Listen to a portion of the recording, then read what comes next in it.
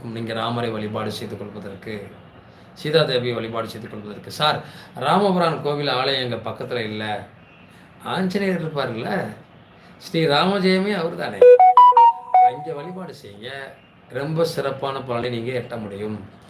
கடகத்தில் பிறந்தவங்க, நீங்கள் நான் சொல்லுவேன், அவங்க சஞ்சலமாகவே வாழ வேண்டியதாக இருக்கும் சார்.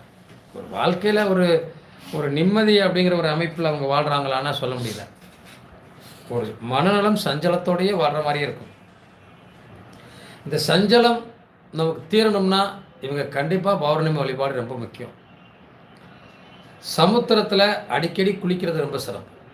எப்போதெல்லாம் உங்களுக்கு முடியலையோ, கடகத்தில் பிறந்த நீங்கள் எந்த நட்சத்திரமாக இருந்தாலும் சரி, எப்போதெல்லாம் நமக்கு நல்லா இல்லை, உடம்பு நல்லா இல்லை, மனசு நல்லா இல்லைன்னு நினைக்கிறீங்களோ, ஆறுகளிலையோ சமுத்திரங்கள்லையோ குளிச்சுட்டு நீங்கள் தெய்வத்தை வழிபாடு பண்ணிங்கன்னா ரொம்ப ரொம்ப சிறப்பாக இருக்கும் ஐயா. அது சிறப்பான வழிபாடுகளை தரும்.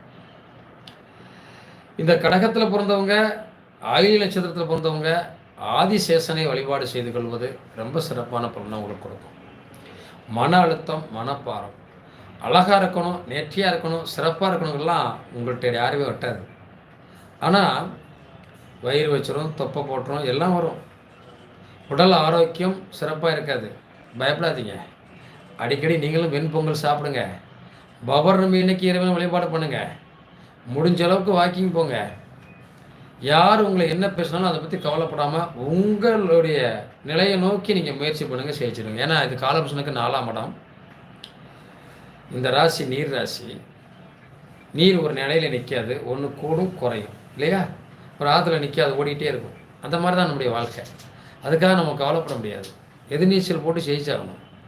அப்போ இந்த கடகத்தில் பிறந்தவங்க பௌர்ணமி அன்னைக்கு பாரதி தேவியை வழிபாடு பண்ணுறது, வெண்பொங்கல் நிறைய அதில் நெய் விட்டு கொடுப்பாங்க இல்லையா, முந்திரி தான் போட்டு அதை அடிக்கடி உணவில் சேர்த்துக்கிட்டா உங்கள் வாழ்க்கையில் உடல் ஆரோக்கியமாக இருக்கும், மனசு நல்லா இருக்கும், எதிர்ப்புகள், எதிரிகளுடைய தொல்லைகள் குறையும், வாழ்க்கை வாழ்வாதாரத்தில் சிறப்பாக இருக்க முடியும்.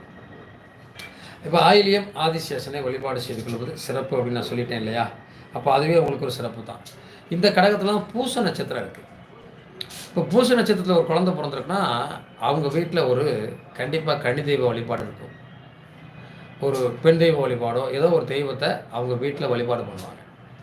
இந்த வழிபாட்டு முறையை நீங்கள் சரியாக பண்ணிக்கிட்டே வந்தீங்கனாலே வாழ்க்கையில் ஜெயிச்சிடலாம்.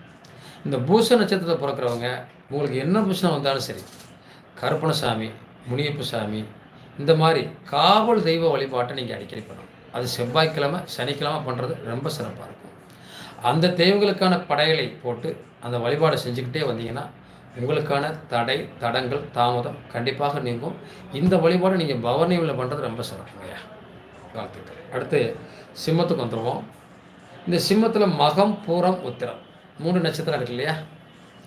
மகம் செகத்தை ஆளும்பாங்க. ஆனால் செகத்தை ஆளும், அதெல்லாம் மாற்றம் இல்லை. எல்லா மகமும் செகத்தை ஆளுகிறதானா இருக்காதுல்ல. இந்த மக நட்சத்திரத்தில் பிறந்திருக்கோம் அப்படின்னா பித்ருக்கள் தோஷம் இருக்கு அப்படின்னு சொல்லுவாங்க. முன்னோருடைய சாபம் இருக்கு.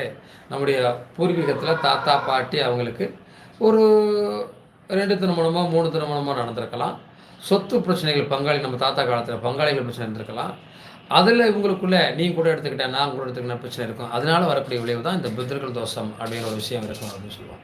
இதனால் என்ன செய்யுது, ஒன்றும் குழந்தை இல்லை, அல்லது பொருளாதார வாழ்க்கையில் பிரச்சனையாக இருக்குது, அல்லது திருமண வாழ்க்கை பிரச்சனையாக இருக்குது அப்படின்னு ஏதாவது ஒரு வருத்தங்கள் இருக்குது இல்லையா? இவங்க நமக்கு வந்து பெரிய மன அழுத்தமாகவே வாழ்கிறாங்க. இவரெல்லாம் இந்த பித்ருக்கள் தோஷத்துக்கு ராமேஸ்வரமோ தேவட்டமோ அந்த மாதிரி கடற்கரை பகுதியில் நீங்கள் இருக்கக்கூடிய பகுதியில் எங்கே இருந்தாலும் அங்கே கூட பண்ணிக்கலாம். இந்த பித்ருக்கள் தோஷத்துக்கு பரிகாரம் பண்ணிவிட்டு உங்களால் முடிந்த அளவிற்கு உங்களுடைய குலதெய்வம் கோவில், ஏன்னா இது காலபுருஷனுக்கு 5ஆம் இடம், தெய்வத்தை குறிக்கக்கூடிய இடம் இல்லையா? இது நெருப்பு ராசி. உங்கள் குலதெய்வம் கோவிலோ அல்லது ஏதாவது ஒரு ஆலயங்கள், எந்த தெய்வமாக இருந்தாலும், அல்லது ஒரு சாலைகள், எங்கேயாவது ஒரு 2 மரத்தை வளங்க ஐயா. மரத்தை வளங்க, வாழ்க்கை மாறி. இதுதான் உங்களுக்கான பரிகாரம். உங்கள் தோஷத்தை எடுக்கக்கூடிய வாய்ப்பு ரொம்ப முக்கியம் இல்லையா? ரைட்டு. அதுக்கடுத்து பார்த்தோம்னா பூரம்.